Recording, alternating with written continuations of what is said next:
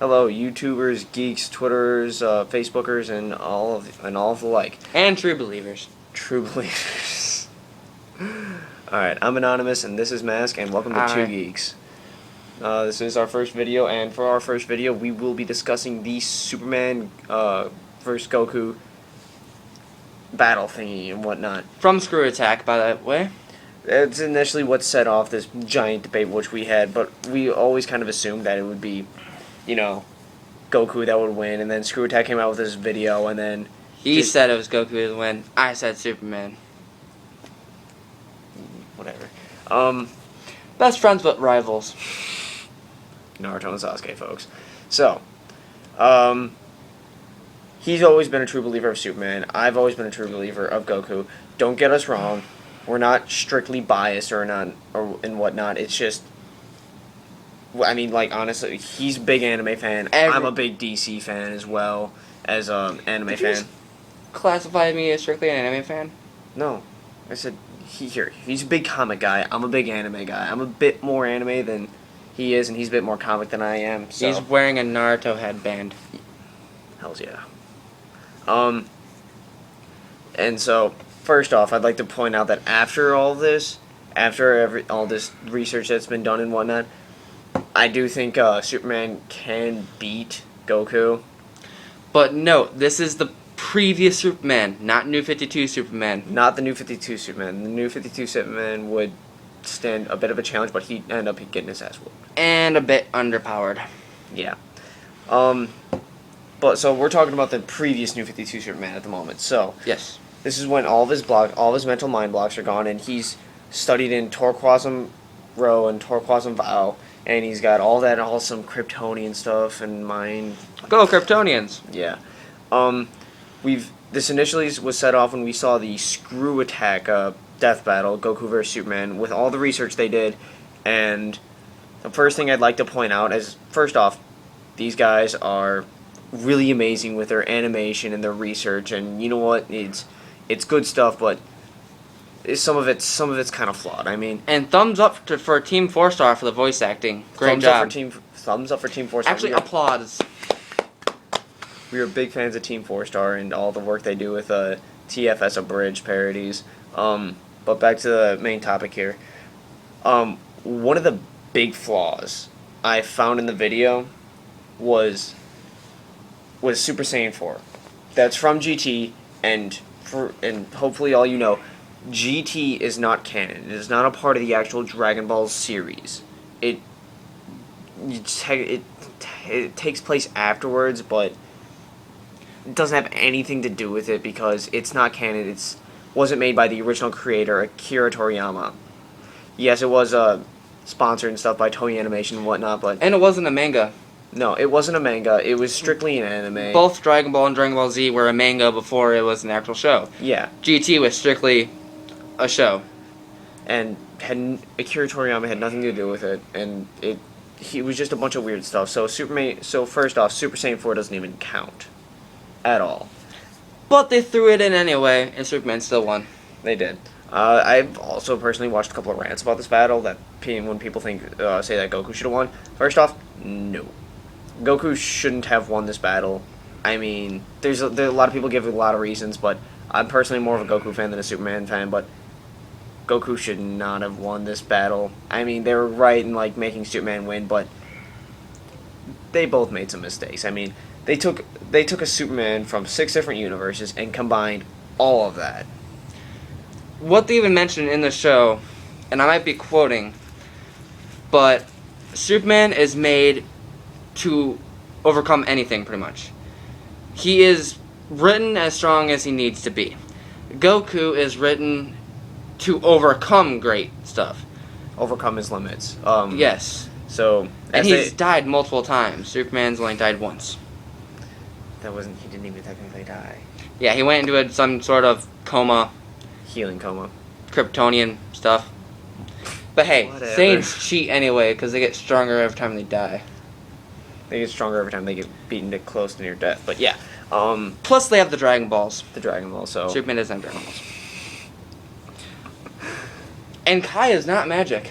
No, Ki is not magic. If you've seen first off, if you've haven't seen the death battle, pause this video right now, go to YouTube, look at the death battle. It's Superman vs. Goku death battle by ScrewAttack. It's gonna be one of the first things up there. Do we know how to put it in the subscription yet? We can put it in the. We can link it in the comment. We'll link it in the comments below. We'll put a link down there. Yeah, we'll put a link down there. Somewhere there. Down there. Okay, so, first off, the rants I've seen, a lot of people are going, Goku should have won. I mean, if Superman can beat Goku, that means any Kryptonian could have beat Goku and whatnot. Not true. No. Superman is a 1 in a million Kryptonian. He is the most powerful Kryptonian ever. Supergirl may be able to become more powerful, but she still has those mental blocks up. Yeah, Connor, who's only half Kryptonian, has more powers than Superman, but it's still not as strong as Superman, but may one day end up becoming to be. But he has the potential, but then again, he's also Superman / Lex Luthor's baby, pretty much. Just saying. But so Superman is a 1 in a million Kryptonian, stronger than any other Kryptonian. Up against an average Kryptonian, Goku would wipe the floor with him. Plus, the guy cured cancer.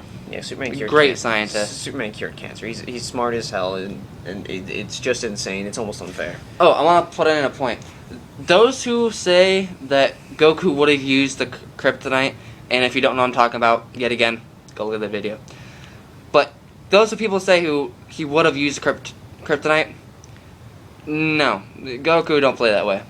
No, he doesn't. Even Vegeta, which we've had this discussion before. Yeah, we don't even think Vegeta would have used it. I mean, everyone's always about, oh my gosh, Vegeta would have totally abused that shit and whatnot. But I think he might have when he was with his tail. With his tail, but we're talking about primes though, and Vegeta in his prime would have been too arrogant to do Goku and said, "I can do this without that help." Pretty much. Come at me, bro. That was a Kai blast. Just saying. It was. He understood. So the death battle was accurate in putting Superman as the winner, but they threw in a lot of flaws in there.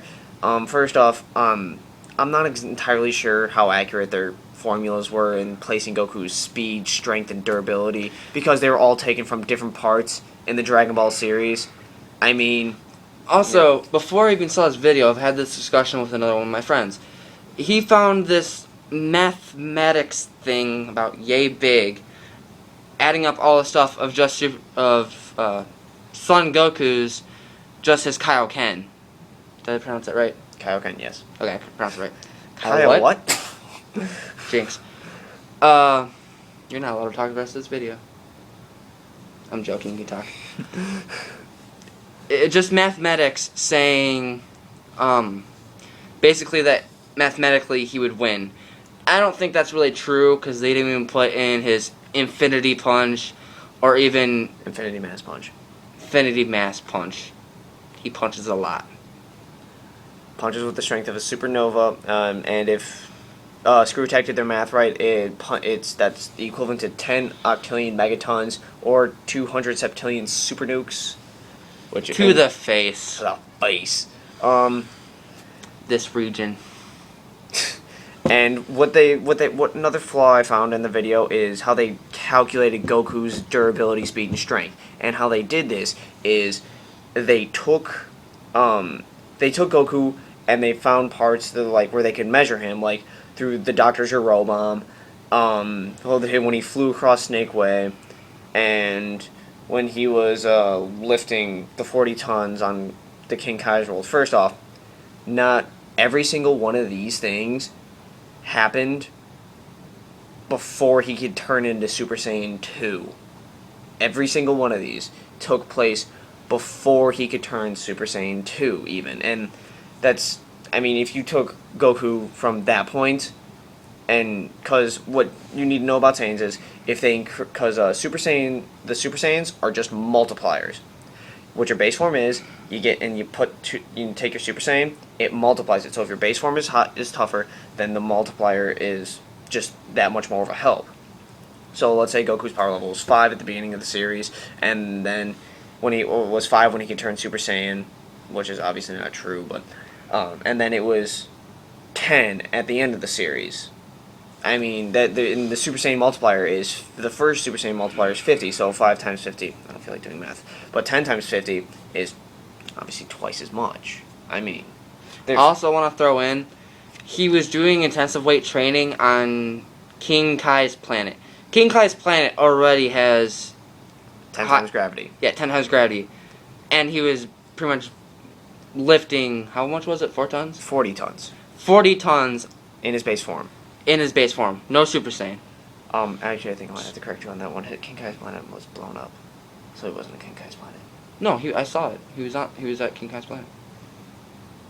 No, King Kai's planet was blown up. Cell blew it up. Goku teleported Cell to King Kai's planet because he didn't want the Earth to blow up. And instead blew up King Kai's planet. King Kai's planet was blown up. I was wrong.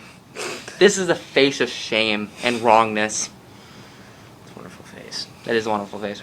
Continue. Alright, so if you take Goku from before he did almost some of his most amazing feats like Super Saiyan 2 and Super Saiyan 3 and defeating Buu and stuff, because if you remember at the end of Dragon Ball Z, he fought Kid Buu and he won. Alright? At the very... Wait, is that Child Boost? What? Get it? Child Abuse? I get Boo. Punny. I'm funny. Alright. Continue. And at the end, when he was in the martial arts tournament, he was fighting Oob. And Oob is the reincarnation of Boo, except as a good person. Nice hairstyle, by the way. It's awesome. Now, a couple things I'm not entirely sure on. This is assumptions. I'm assuming Oob had all the power of Kid Buu. Maybe less, because, I mean, he didn't exactly know how to control it. Yeah, he didn't know how to control it. But Goku was still wiping the floor with him in base form when Goku was in Super Saiyan 3 doing his best, trying to just put up a challenge against Kid Buu. So I'm assuming his power level must have increased exponentially since then. So I think it's safe to say that, as much as I love ScrewAttack, I think it's safe to say that their math is wrong. Because, I mean, they took Goku's speed from the absolute beginning, from basically the beginning of Dragon Ball Z, and with the Super Saiyan multipliers at Super Saiyan 4, which I still don't count. But Superman would still win. Yeah, I know. Superman would still win. I'd just like to point out that they were wrong in a lot of places.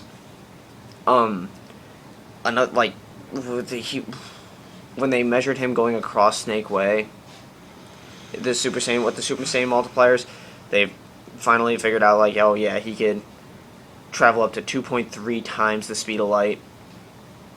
Okay, that's in Super Saiyan 4.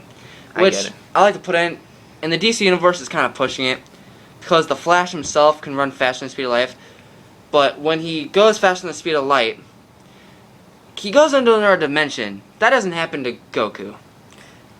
You never really see him fly top speed in the So first place. that's not really possible for Superman, because he would go into the Speed Force. And another thing they're doing is, which I saw this on a rant too, is that they're taking two people from two worlds of totally different physics, putting them in our world, in the hands of our physics, gravity, and Sir Isaac Newton.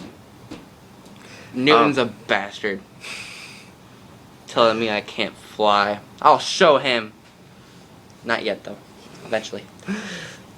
And so, it's just things like that don't mix. This is one of these things that can only be truly and, like completely dealt with, analyzed, and finally, like, done with if the two creators of Goku and Superman, or multiple creators of Superman and whatnot, since there are multiple, like, artists and writers and whatnot, if they got together and they talked about this, and they said, well, we need to find a common ground for the rules of physics for each of them, and we need to find a common ground for the rules for limits, first of all. And because they did take Superman from a few different universes, and another part in the math that they did wrong with Superman is they took Superman moving a planet. Superman moved planet Earth, yes, but in the comic, it wasn't just him moving it. With the picture they showed of him moving it, if you actually look at it and read the caption, he actually says, hey, Hal, help me out with this. I can't do all of this. Oh, so Hal helped. Yeah, Hal did help with that. Hal's a great guy. Hal is for those of you who don't know, is a Green Lantern. He is the Green Lantern in my book. He's one of the only human Green Lanterns, which there are 6 of now. Yeah, there's 6 up now. Yeah, and as of the New 52. And he is the strongest Green Lantern out of like over 4,000, something like that now. Yeah.